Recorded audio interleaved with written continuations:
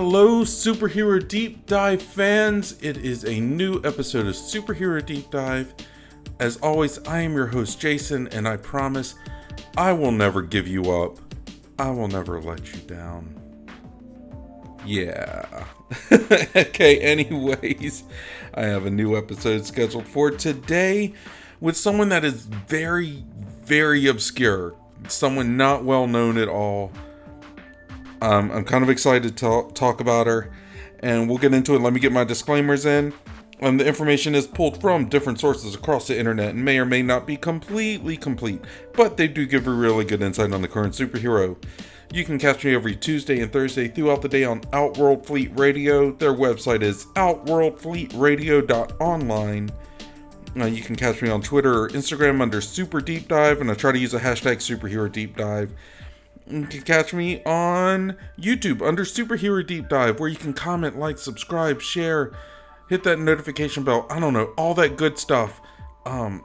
We have conversations, and it'd be great. YouTube is probably like one of the better places to catch me. And you can email me directly if you'd like, which a lot of you seem to do. My email address is B4itall, so B4itall@yahoo.com. Okay, so I'm going to be talking about Daytripper. What a name, right? She's actually the girlfriend of Nightcrawler, and that's how she came up with her name, Nightcrawler Daytripper. There you go. At one point, she even had a matching outfit for him. So, who am I talking about? I'm talking about Amanda Sefton, the Daytripper.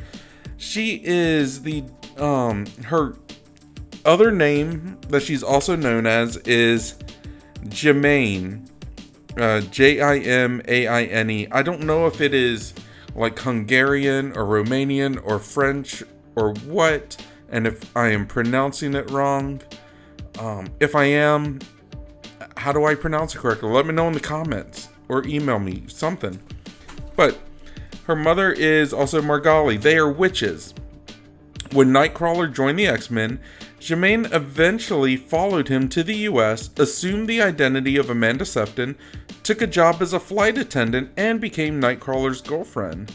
When Margali attacked the X-Men, believing Nightcrawler to have been responsible for the death of Steven Sardos, which is her son, Jimaine's brother, Amanda revealed herself as Jimaine, convinced her mother to let Kurt live, and resumed her on and off relationship with him. The relationship broke apart when Kurt suffered a severe case of self-doubt following an encounter with the Beyonder upon the latter's arrival on Earth. So much later, in need of her magical abilities, Nightcrawler called his former girlfriend Amanda Sefton to aid Excalibur. For dramatic reasons, I love how they write this. For dramatic reasons, she chose to adopt the name Daytripper, playing on Kurt's codename Nightcrawler. She presented herself in a new costume, and once familiarized with the problem at hand, Amanda did the best she could to help Megan and Rachel Summers locate the lost Captain Britain in the time stream. But as they made contact, they only achieved to exchange Captain Britain for Rachel, who entered the time stream in his place to emerge in some distant future. Following this incident, Kurt and Amanda traveled to Germany, where her mother Margali had been taken captive by despair. So maybe they're German. I don't know. I don't know how. I feel like I'm mispronouncing the name, but let me know. Anyways, as Kurt wondered how much. Oh my gosh. Okay, let me try this again. As Kurt wondered how such a powerful sorceress could be held captive against her will, Daytripper explained that the Winding Way is not only a mystic discipline, but it also functions like a journey with ups and downs. Currently, Margali was at a low point and powerless, or else despair could have never defeated her. The pair rescued their mother, and Amanda returned with Kurt to Excalibur. Back on Muir Island, Amanda was the only one who recognized that the team scientist Rory Campbell was the man destined to become the future mutant hunter Ahab, but she promised him to keep her knowledge secret and offered to be there for him whenever he would need her. Now, around this time, she suffered a mystical telepathic attack on the plane while taking a shift under her air hostess job. It involved the fate of the Black Queen. Okay. So she knows this kid, or she knows this guy is going to be like a big mutant hunter. And she's like, it's okay. I'll keep your secret. That's such a moral dilemma. Like if you saw this guy and you knew that he was going to be responsible for all these atrocities, would you do something about it? You know, I don't know. I don't know, you know, because if you stop him before he does any of this stuff, then you're the bad guy, right? But if you just let nature take its course, then are you responsible for all those deaths or injuries at his hands? You know, could you warn him and be like, look, dude, be careful with what you're doing. This is what your future has in store for you, but you can prevent it. Would that work? You know, I mean, that's probably what I would do. I'd probably warn him and be like, dude, this is happening. You need to change your course. So maybe she did the right thing as far as like keeping it a secret and being like, hey, I'm here if you need me to help you steer away from this. I don't know. What would you do? Because that's a really good question. Now, after Excalibur had been attacked by opposing sorcerers trying to acquire the soul sword of the deceased Ilyana Rasputin, which she came back, you can find out on the deep dive I did of her. Amanda convinced Shadowcat to give her magic soul sword for safekeeping. Amanda thought it best to hand the sword over to her mother. However, only too late did Amanda realize that she was tricked by her own mother, who wanted the soul sword to kill all those ahead of her on the winding path.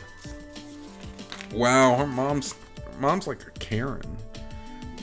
All right, so maybe Margalie is German for Karen. I don't know. Anyway, even though she had never been more powerful, it wasn't enough for Margalie, and so in disguise, she joined the London Hellfire Club as their Red Queen, preceding their plan to destroy London and take over Britain. Shortly after helping to defeat her mother and the Hellfire Club, Amanda left Excalibur without even telling Nightcrawler. In fact, it was not Amanda who had made that decision, but Margalie who had taken over her body. Upon her defeat among the Hellfire Club, Margalie had been captured by the villain sorcerer Belasco and been tortured in his realm, from where she secretly switched minds with her daughter so that she could recuperate and win back her freedom and her position on the Winding Way. Eventually, Margalie, using Amanda's body, made her way back to Limbo, where mother and daughter switched back and defeated Belasco with Nightcrawler's help. Margalie apologized for exposing her daughter to such danger, but then quickly left. Man, she is like a terrible mom. Alright, only after she was gone, Amanda realized that with both her and Belasco gone, there was no one left besides her capable enough to take over as Limbo's new ruler. To leave the dimension unguarded seemed too dangerous, given that several demons could have used its stepping disc to invade Earth. It was during that time that Amanda was forced to thwart Belasco and Nagari's takeover of Limbo and Earth, where she was forced to conceal her identity from her closest friends until the end of the battle, where those who had not already worked out that she was not Ilyana learned of Amanda's new role. Following that, Amanda rallied together the rulers of all the other various dimensions of Hell to unite them in a common goal, the preservation of Hell. Now, during this time, she had taken on the name Magic to try to get people to think that it was Ilyana Rasputin. I don't include that in any of her aliases because it was done for a very specific reason and then quickly relinquished when it was found out. So if you ever look up information, you see like she was called Magic. That's the reason why. It was just a very temporary thing. Deliberately, she did it to try to kind of preserve the peace, for whatever peace that may have been there. Alright. Amanda had also mastered the ability to magically control the stepping disc of Limbo, just like Belasco did before her, and practiced to wield the Soul Sword. During one of Nightcrawler's trips to Limbo, Amanda secretly hid the powerful Soul Sword in Kurt's body, thinking it was safe there, since his soul was the purest that she could find. There was a shift in the cosmic balance, powerful forces at work, and one thing they were after was the Soul Sword, and indeed, not much later, Amanda was attacked and overpowered by Nightmare. She was rescued by the timely arrival of her mother, Margali, and together mother and daughter found out that Nightmare had been manipulated into attacking them by someone else. Amanda and Margali immediately sought out Nightcrawler to warn him, but upon their arrival, the Demon Hive revealed himself and took over the body of Nightcrawler's teammate, Wolverine. Gradually, the demon's essence was disrupted by the Soul Sword, though not before he revealed that there is a major war coming, one that has been brewing for a millennium, and that the entire Sardos family factor very importantly into it. Amanda resurfaced in New X-Men when she plunged out of a dimensional portal in a blast of flaming energy and landed in a small German village. She pleaded, "Help me, someone please, he's back." Amanda was driven out of Limbo after being overwhelmed by an invasion led by Belasco. Although she had fought and defeated him in the past, Belasco now appeared more powerful, and without the Soul Sword, Amanda was no match. She assisted New X-Men Hellion and Surge, as well as ONE Sentinel Operative and former mutant Lex, in finding students that were kidnapped by Belasco. The students were saved due to Illyana Rasputin usurping control of Limbo, and once the heroes were teleported back to Xavier's school, through Amanda found Limbo, once the heroes were teleported back to Xavier's school though, Amanda found Limbo to be sealed off from her. While Pixie has stated that she has been approached by both Amanda and Doctor Strange about furthering her magical tutelage when she comes of age, Amanda's whereabouts remain unknown for some time, but she was recently mentioned by Cyclops in the aftermath of Second Coming, where he was writing her a letter of condolence over the death of Nightcrawler. After Nightcrawler's resurrection, because they all resurrect, and some period of readjustment, he sought out Amanda for a romantic reunion. But then Amanda was also almost kidnapped by a villain named Trimega. After Nightcrawler and his Bamfs subdued Trimega, he chose to grant Amanda and Margali sanctuary in the Jean Grey School for Higher Learning. But then, an army of Trimegas descended upon the school. During the battle, it turned out that Margali was actually Trimega's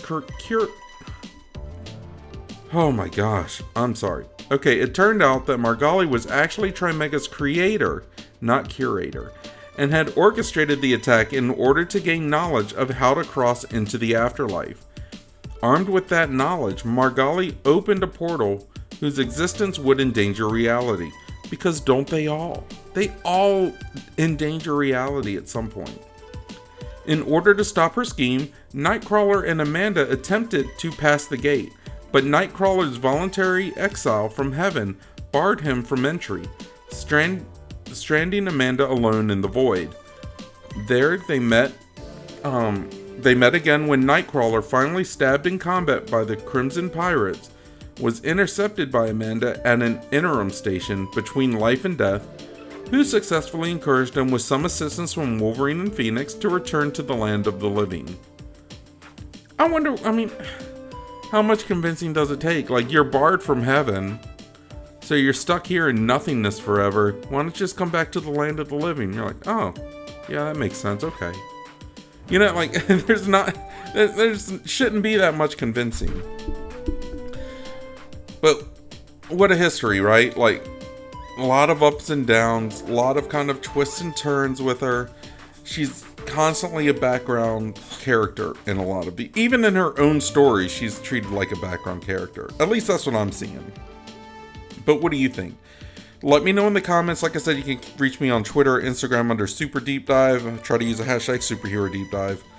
And catch me on email with B4itall, so B4itall at yahoo.com, or you can catch me on YouTube under Superhero Deep Dive, where you can comment, like, subscribe, share if you have fun facts you'd like to share, if you have twists or turns, anything I may have missed that you feel is important, please share it. If you have requests for future episodes, if you have different takes on the character that you would like to see, let me know. Let's have a conversation, because I love getting you guys' feedback as well.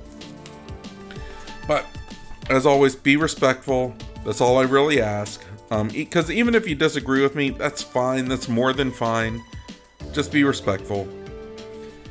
Alright, let's get into her powers. Now, Amanda is a sorceress following the path of the Winding Way. Her power changes in its levels, waxing and waning over time, allowing her to summon such powers as teleportations, illusions, shape-changing, force bolts, hypnotism, and the manipulation of other mystical forces.